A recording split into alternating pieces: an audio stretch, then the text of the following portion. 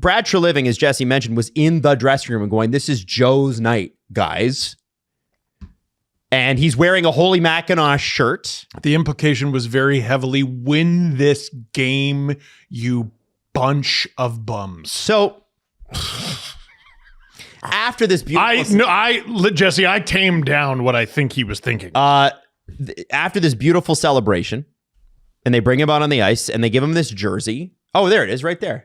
Yeah, there's there's Brad Treliving in the locker room with Joe Bowen. And he told the story about where Holy Mackinac came from, which was his father used to watch TV, and when Johnny Bauer made a great save, he would say Holy Mackinac. And then about 10 years into his career, when Felix Potvin came around, Joe randomly said it on mic, and Bill Waters, who was his play-by-play co-host at the time, started howling, and they kept doing it.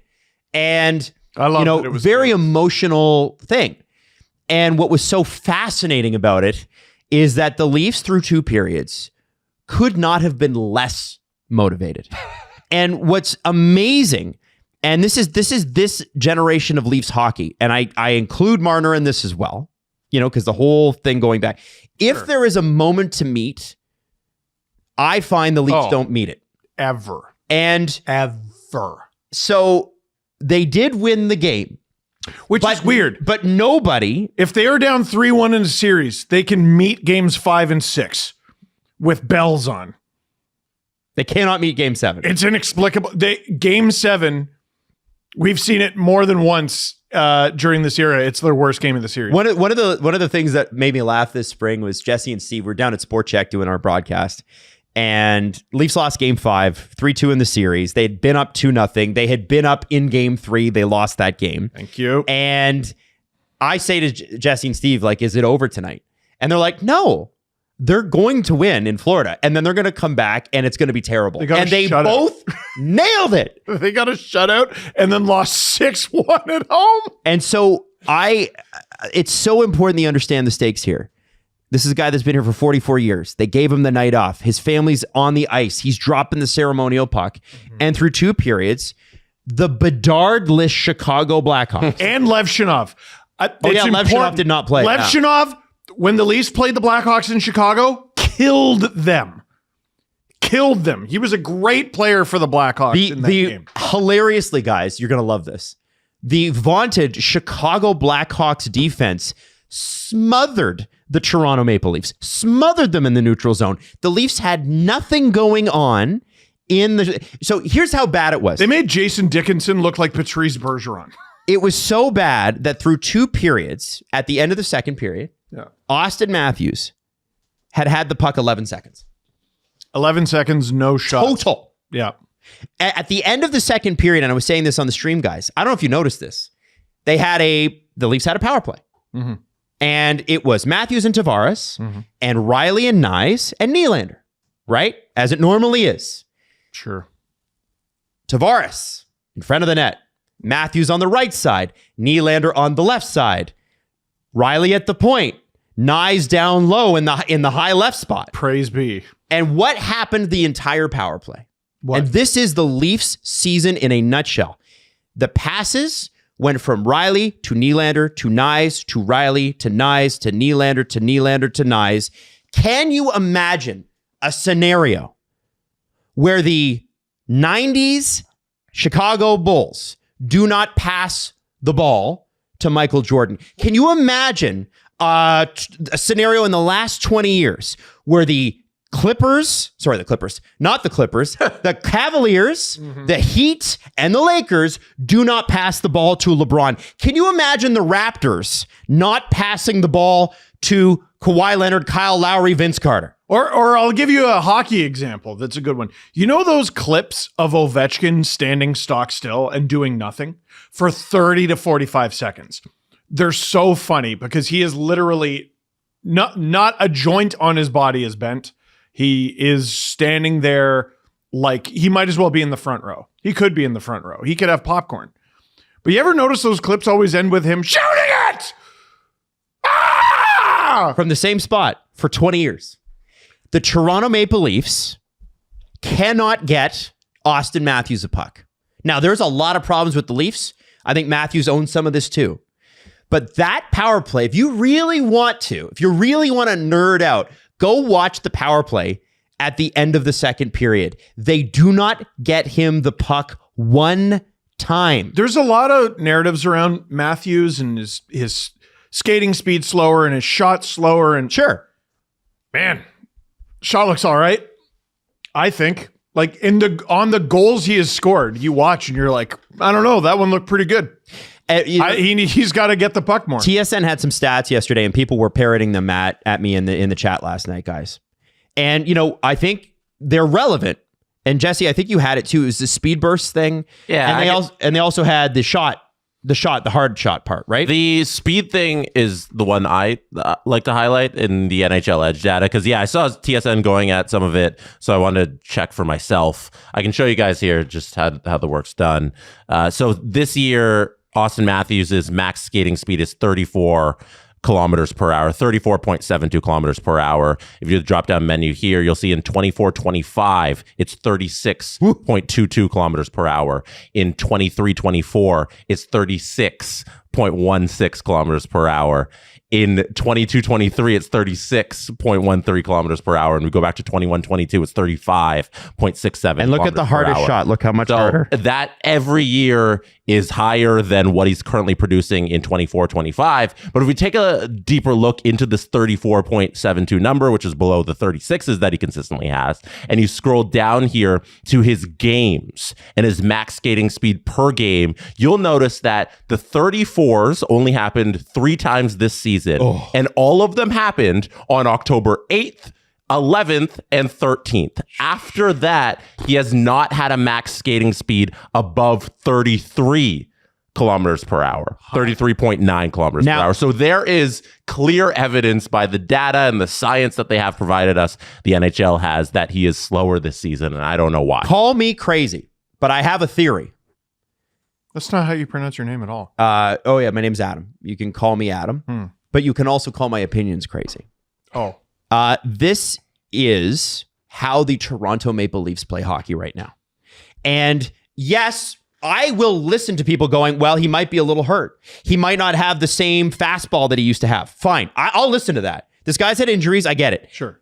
But you can't tell me at this point that the Toronto Maple Leafs, anybody looks fast. Well, they are the slowest fucking team in any sort of transition I've ever seen. They made the Blues look competent. And the Blues are glacial. They're hopeless. It's crazy. Yeah. And so when you look at Austin, I look at this guy and I'm like, listen, people they're gonna say, I already know what the comments are gonna say. They're saying, this is a $13.25 million player. What if this is a guy who needs to drive his own line? Yeah. Yes. Hockey is a team game. Somebody must find him with the puck. It isn't just, you know what? When you watch Nathan McKinnon play, you know what Cale Makar does? Finds him. Yeah. Do you know what people do when they're on the ice with Sidney Crosby? They find him. Why do they find him? Because he's better. Right. You know what the Toronto Maple Leafs do not do? They do not find their best player, ever.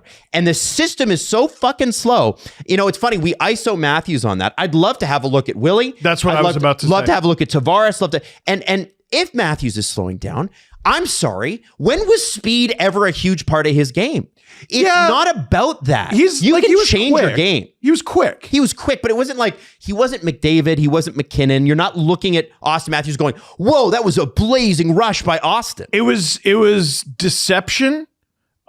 He worked hard, he got open, and his shot was better than yours. Yes. And I will listen to, he's looking off a lot of shots. He's not taking the right. 100% I will listen to that. But guys, I got an issue here with the coaching. I can tell you that William Nylander's max skating speed is the fastest it has been in his entire career based on when NHL Edge data has been tracking. Well, there you go. What about Johnny T? That's his max, though. That's the one we were using for Austin. Yeah. Yeah. But like Austin, how many times did he hit it, though, is what I'm saying. Like, I don't care. Good question. I don't care what his top speed is this season. You know what I mean? Like, look at that. How many times has he hit it? But that's okay. So the max skating speed. Wow, that's a lot. Is at 37. He's at 36, 34 consistently. So he hasn't really hit it. His max speed Well, since this Seattle Kraken game, which was a disaster. Yeah, so one time against Seattle and one time against Utah, he was absolutely hauling ass. And then beyond that, he doesn't seem all that much faster than Austin, does he?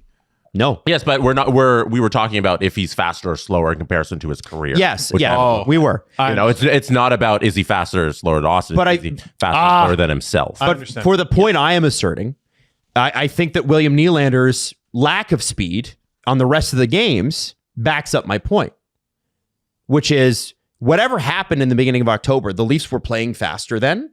Maybe they weren't as good, but they were playing faster. And William Nylander's speed bursts have all fallen off the cliff since too. I think there's one outlier where he's considerably faster. I don't think it's fallen off if that's just like one peak. I think he's been fairly consistent with where he is. Which is 34 kilometers an hour? Yeah, with where he is for the majority of his career and like where he is last season. I'm trying to say there's not been a dip in Nylander's max speed as opposed to last season to this season. Okay, and I'm trying to say that the amount of times he hits his max speed is more important than his max speed. Or the amount of times he hits over a certain amount. What I'm seeing is I'm seeing games at the beginning of the season, Jess.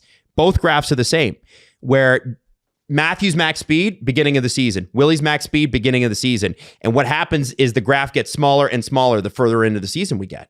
Right? Is that not true? No, the graph's getting smaller and smaller because it's organized by the time when they hit the speed. Oh, okay. It's not based on date. That's why Austin's is actually noteworthy because it's organized and those three at the top are from October. Yeah. The Willie ones we just brought up briefly, like those are organized by like 37, 36, 36. So that's why. Oh, okay. So it's just your top 10, basically. Yeah. I got it. Okay. Yeah. My point is this. I'm saying there isn't, like, just scanning it quickly, there's not immediate evidence to say that multiple players are experiencing that same drop in speed that Austin has experienced this season, where he's consistently very under the number he was at the previous 4 seasons. Okay. And that is concerning. Now, I have seen players change their games. Hey, I'm not as fast as I used to be. I'm going to have to change the way I play hockey. Larson's playing the best he's played in a decade. Yeah, because he figured out a new way to play once he left Vancouver, which I'm sure Canucks fans are thrilled about. Of course. I think what's happening here is twofold. System doesn't work for Austin. And if the system doesn't work for your best player, then you got to change the system. Austin's not bought in anymore. And it doesn't mean that he doesn't care. It doesn't mean he lacks passion. I heard a lot of that on the stream last night. I don't agree with that at all. Who more obviously and openly hates their lives viscerally more than Austin Matthews and William Nylander right now? They so clearly, to me, are not in on this guy. No. At all. And, like Jeff O'Neill was having this discussion on TSN, and like his point's valid.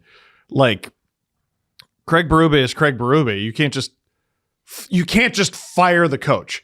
And the counter to that is, yeah, you can. Teams do it all the time. Austin Matthews is Austin Matthews. You can't just change the player. Well, it's way easier. How about this? You literally can't trade Austin Matthews. Are you guys? And same with Willie. Are you guys both advocating for it's time for the head coach to go? Well, here's what I want to. I think he's in a bad spot. I'm going to give you this. I'm going to send you something. Midway through the first period, the Toronto Maple Leafs had already let in a goal, and they did let in another one, but it was called back because Joseph Wool's pad was pushed, and it was goaltender interference. It was called back. This is the moment I think Craig Berube lost his job. Like to me.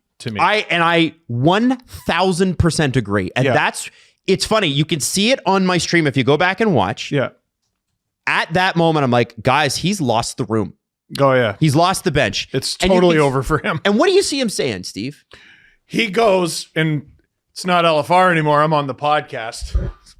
One fucking shot on net! One! And they heard their coach say that. There it is. And they said, let's grab the bull by the horns. And they got 15 out of the next 20 shots on goal. Mm-hmm. Kidding. They shit their pants with the speed and force of a jet engine. How so? And gave up a shorthanded goal. And whose fault was it, by the way, that they gave up a shorthanded goal? I'll leave it to you. William Nylander. And I couldn't come up with a way to describe how Nylander looked on his goal. So I told a story from Adam. Were you at leadership camp in high school? I was, and you were talking about Mike Tasker running. Well, you didn't have to use his full government. hell? Mike wouldn't care. Mike wouldn't care. I was in the room for this, by the way. Mike was one of the funniest people I've ever met. Giving out people's government. Mike's the best. He's the best guy. This guy in a cabin full of boys, teenagers, was like, I don't know how it came up, but he's like, I bet I can piss and run at the same time. And Brennan Fry was like, no, you can't. No, you can't. So we all gathered outside. There's like 20 of us. Yeah. And it's like 1 a.m. And it's like 1 a.m. He turned his back to us, decency after all. Of course. And he, with his pants like around his, like just above his knees, tried to run and piss at the same time. Mm-hmm. And he didn't end up pulling it off. And that was the number one comment under my YouTube video, by the way. Could he do it? Did he do it? He didn't do it. He didn't do it. But that's what Nylander looked like. And I'm like, man, like, Willie always, roll us through here, Jesse. he looks casual when he does anything. That's why he's got aura. And yeah, it's part of his aura, but it is definitely slanting towards doesn't give a flying fuck. Yeah. This, He bobbled the puck just before the blue line, and the Blackhawks were able to scoop it up. right. It was an easy zone entry. Easy. William. He tripped over the blue line essentially with the puck without falling. And sick or And whatever. Tavares also does not intercept this pass. He's right there. He's in position. He got a stick on it. He did get a stick on it. One-handed though.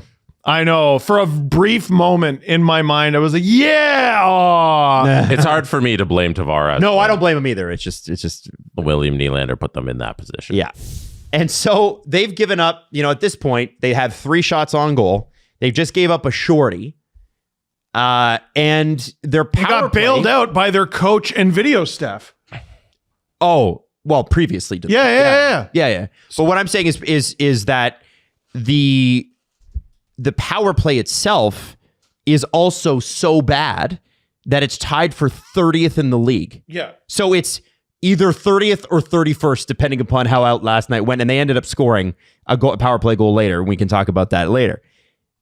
The reality of these first 40 minutes, even I would say first 50 minutes of the game, which is 5/6 of the game, is the Leafs were not in it. No.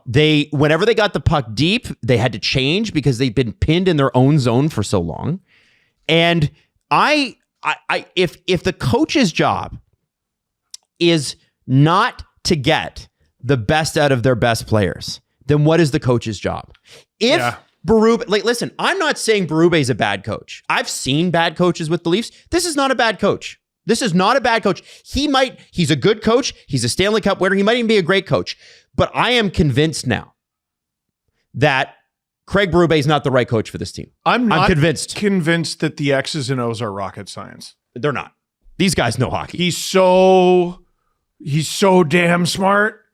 No one could possibly be like, the puck? And all players are like, oh, yeah. The black disc. And they write it down and they write P-U-C-K and the K is backwards. And then you go, okay, so get that. Oh, okay, so dump the puck. No. Go, get it. And if you do dump it, I don't have to take a dump. No, that's not what I said. These guys aren't idiots. The thing about, too, when they do dump it in, Jesse and Steve, that I notice is they never win the puck battle. Yeah, they've quit on their coach. And last night was almost like, okay, so Rockford's in town. Yeah. We're going to take 50 minutes off and then just win in the final 10 just to prove a point. I know that's not what happened. That's insane. But that's definitely how it felt. They have done that in the past. I don't think they've got the ability to do that anymore. This is their second game this season where they didn't play. Pittsburgh was didn't play. Yeah. at all. Oh, no. Oh, they were second best. Didn't play. Did not. They were in their uniforms in spirit and nothing else. And then in the final, like 10 minutes, they went, all right. And then they won. Yep. Hey, you know what the Oilers did? Won? Well, they didn't win for a long time. And they had several coaches. They had remember they had Dave Tippett, guys? Remember Dave Tippett was How the many coach of the Oilers? coaches ago was he? He was 3 or 4. Yeah, he could. I would believe you if you told me he was the last one. Tippett was in there. I know Tippett was there because I remember being at Virgin Radio with Jesse when Tippett was hired. And then I remember when he was fired and they brought in this unknown guy named Jay Woodcroft. And people were like, wow. It went McClellan, Hitchcock, Tippett, Woodcroft, Knobloch. There you go. So Tippett hired and fired. Oilers were not great. I think when Tippett was there, that was the year that they had a league worst 50% on the shorthanded. It was embarrassing. That, yeah. And they bring in Woodcroft and these defensive metrics start to get better. And it's oh, they're coming along. And then a couple seasons ago, Jay Woodcroft's galaxy brain, let's completely change the way we play hockey. I am smarter than everybody. I'm so smart that I'm going to get fired a month into the job and not get a job for 18 months afterwards. Mm-hmm. And what do? They go, Connor, Jay didn't bring out the best in you, even though you're amazing. Who do you want us to hire? And he goes, my junior coach might be a good pick. What fucking happened? Connor McDavid has 2 of the best seasons of his whole life, not just regular, but playoff. Insane.